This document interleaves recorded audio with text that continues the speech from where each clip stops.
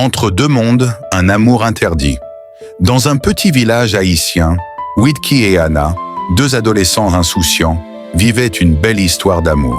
Leur bonheur fut couronné par une nouvelle inattendue. Anna était enceinte. Malgré son jeune âge et son manque de moyens, Whitkey quitta l'école et se lança dans tous les travaux possibles pour prendre soin de sa bien-aimée et de l'enfant à venir. Quelques mois plus tard, Anna donna naissance à une petite fille qu'ils appelèrent Katie. Whitkey l'aimait comme sa propre chair et s'efforçait de leur offrir une vie décente. Mais le destin leur réservait une terrible épreuve. 2 ans après la naissance de Katie, Whitkey découvrit une vérité qui le déchira. Il n'était pas le père de l'enfant. Katie était en réalité la fille de Jerry, un homme vivant aux États-Unis. Anna, voyant une opportunité de donner une vie meilleure à sa petite fille, contacta Jerry, qui revint en Haïti pour récupérer son enfant. Dévasté, Whitkey assista impuissant au départ de Katie, emporté loin de lui. Les années passèrent. 16 ans plus tard, Jerry revint à Haïti pour emmener définitivement Katie aux États-Unis. Mais un nouveau rebondissement éclata. Une révélation encore plus choquante. Katie n'était pas non plus la fille de Jerry, mais celle de Mako, un simple chauffeur de taxi. Anna, dans son mensonge, avait manipulé tout le monde. Katie, qui avait grandi en croyant être la fille de Jerry, se sentit trahie et humiliée.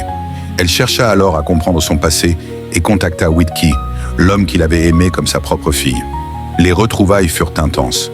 Ils commencèrent à se parler longuement au téléphone, partageant leurs peines et leurs blessures. Peu à peu, un lien interdit se tissa entre eux. Katie, en quête d'amour et de vérité, trouva en Whitkey un refuge. Lui, autrefois brisé, retrouva en elle une raison d'exister. Malgré la raison qui leur criait d'arrêter, ils sombrèrent dans un amour interdit, défendu par la morale et les tabous de la société. Une nuit fatidique, leur passion les emporta, et dans un élan de folie, ils consommèrent leur amour. Au matin, un drame se prépara.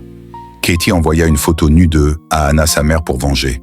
En voyant l'image de son ex-mari et sa fille, Anna entra dans une rage incontrôlable.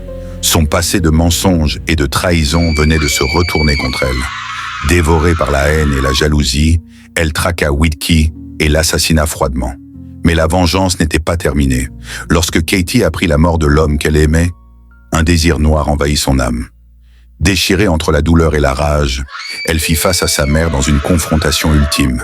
Les yeux pleins de larmes, elle comprit que sa vie n'avait été qu'un enchaînement de manipulations et de souffrances à cause de cette femme. Dans un dernier acte désespéré, elle prit la vie d'Anna, mettant fin à ce cycle infernal.